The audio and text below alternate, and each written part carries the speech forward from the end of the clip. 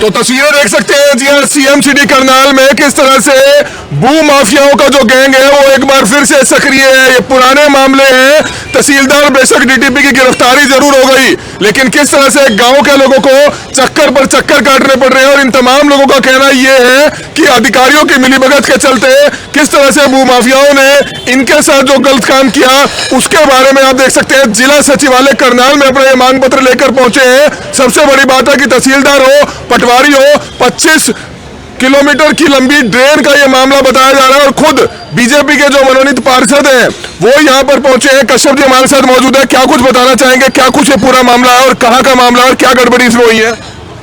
ये गांव गोप्याड़ी गांवड़ी है जी हमारी, ये 200 साल से पुरानी बसी हुई है, जिसको अप्रूव कराने के लिए हम आज यहाँ से ज्ञापन दिया डीसी साहब को। ये 200 साल पुरानी गांवड़ी है सर।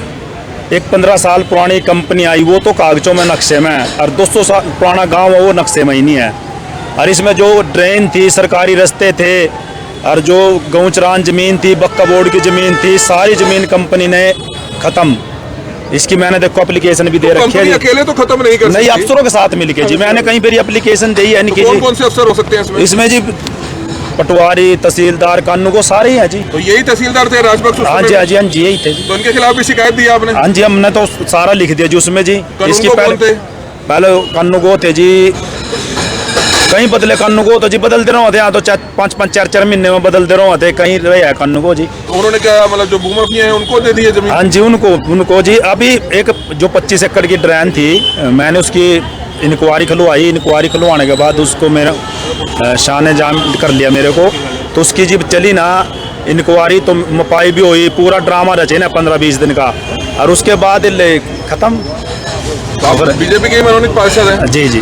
तो बीजेपी के ही मनोनीत पार्षद है। सबसे बड़ी बात है कि खुद तहसीलदार राजबख्श, पटवारी और कानूनगो जो उस समय के थे, उन्होंने एक और बड़ा गड़बड़ घोटाला किया। अगर इनके जो तमाम कागज ये आज डीसी को सौंपने आए हैं, अगर इस मामले की भी इंक्वायरी होती है तो एक और मामले में अरेस्ट जरूर हो सकते हैं। कानूनगो भी शामिल है तहसीलदार के नजदीकी कानूनगो, जो समय समय पर बदलते जरूर रहते थे, लेकिन उनकी भी बड़ी मिलीभगत है। कुछ और लोग हैं, मैम क्या कुछ बताना चाहेंगे? आप भी साथ ही आए हैं इनके, क्या मामला है ये?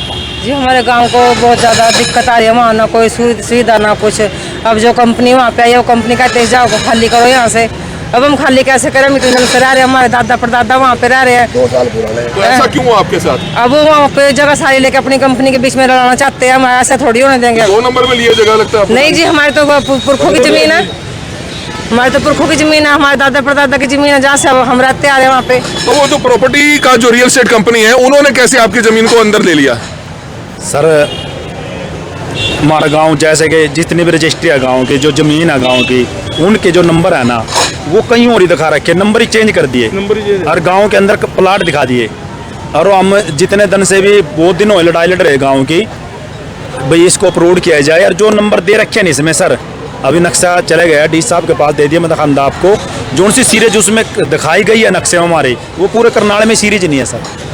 तो ये लगता है कि मगर बगैर अधिकारियों की मिलीभगत के संभव ही नहीं है ये? जी नहीं जी, बगैर अधिकारियों का संभव ही नहीं है। कितने साल पहले हुआ है गबन सारा? ये 2017 तक शुरू हुआ है जी ये काम। मतलब कि मैंने एप्लीकेशनें भी लगाई नहीं कि बहुत कुछ कराया, लेकिन कुछ नहीं होया, कोई फायदा नहीं है। मोटा पैसे दे देते थे। अब कंपनी पैसे इस चीज़ के देने लगी यहाँ से अफसरों को, भाई ये अप्रूव ना होगा, क्योंकि जो उनका जो अगर ये नक्शे में आ जाते हैं तो उनके प्लाटों की कीमत घट जाती है। वो नक्शे में जो प्लाट लेने आते हैं उनको दिखाते हैं भाई यहाँ तो कोई गांव नहीं है। तो आपको लगता है कि अगर ईमानदारी से इन दस्तावेजों के आधार पर जांच होती है तो तहसीलदार, पटवारी, कानून को सभी अरेस्ट हो सकते हैं और कंपनी के खिलाफ भी कार्रवाई हो सकती है? बहुत बड़ा जी, करोड़ों का घोटाला सामने आएगा इन कंपनी में। अंसल टाउन, अंसल API में करोड़ों का, छोटा मोटा घोटाला नहीं, करोड़ों का आएगा जी। क्योंकि वहाँ से जितनी भी जमीनें थी ना सरकारी, नाले, गोर, रास्ते, ड्रेन, सब खत्म।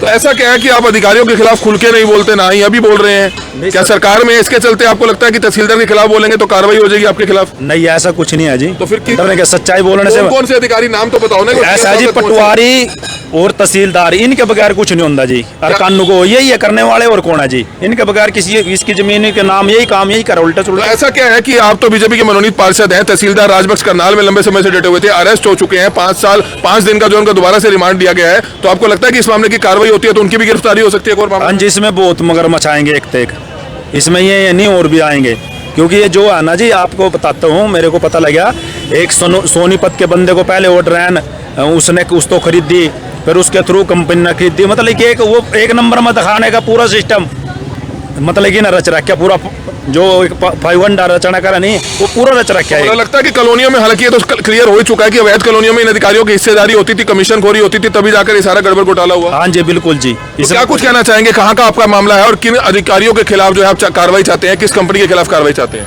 ये मामला गोपी गामड़ी का है जी, जो 200 साल से है वहाँ पर।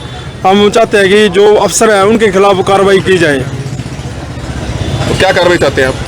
कार्रवाई जो उचित कार्रवाई हो सर, वो हो। हमारी अधिकारी लगता है उसमें आरोपी है? डीटीपी हो या कोई भी हो सर, जो इसमें इन्वॉल्व है सबको खिलाफ कार्रवाई हुई सर। ज्ञापन दे दिया आज? हाँ जी, ज्ञापन दे दिया डीसी साहब को। तो ज्ञापन सौंप दिया गया है, जिला सचिवालय पहुंचे थे। एक और करोड़ों रुपए का घोटाला जो है कहीं ना कहीं सामने जरूर आया, और वो भी इसी तहसीलदार के राज में हुआ है। तहसीलदार हो, कानूनगो हो, पटवारी हो, सभी अधिकारी जो है कई तरह से जो है मिलीभगत जरूर थी। अब देखना होगा कि क्या कुछ कार्रवाई जो है क्या होती है, ये देखने वाली बात है। हालांकि तहसीलदार और डीटीपी अरेस्ट हो चुके हैं, लेकिन अभी भी इनका कहना है बहुत बड़े बड़े मगरमच्छ जो है इस मामले में फंसे हुए हैं, उनके खिलाफ क्या कार्रवाई होगी वो देखने वाली बात होगी। हमारी आप सभी से अपील की जो भी लोग इस वीडियो को देखें, इस वीडियो को जरूर शेयर करें। Kamal media, Karnal breaking news, Karnal. Karnal में हरियाणा की हर बड़ी खबर करनाल ब्रेकिंग न्यूज आप तक सबसे पहले पहुंचाता है, लेकिन कुछ एक लोगों की शिकायत है कि हमारी खबर उन तक नहीं पहुंचती है। तो आज ही अपना फेसबुक प्रोफाइल खोलिए, उसके बाद जब आप करनाल ब्रेकिंग न्यूज पेज खोलेंगे तो ये फॉलोइंग का ऑप्शन आएगा, इसको आपने क्लिक करना है और उसके बाद आपको ये फेवरेट्स का बटन दबाना है, जिसके बाद करनाल व हरियाणा की हर बड़ी खबर सबसे पहले आपके मोबाइल फोन तक पहुंचेगी। करनाल में हरियाणा की हर बड़ी खबर अगर आप चाहते हैं आपके पास सबसे पहले पहुंचे, तो आज ही अपना मोबाइल फोन ओपन कीजिए, उसमें प्ले स्टोर में जाइए और करनाल ब्रेकिंग न्यूज की जो हमारी न्यूज ऐप है उसको डाउनलोड कीजिए, उसको इंस्टॉल कीजिए, ताकि करनाल व हरियाणा की हर बड़ी खबर आप तक सबसे पहले पहुंचे।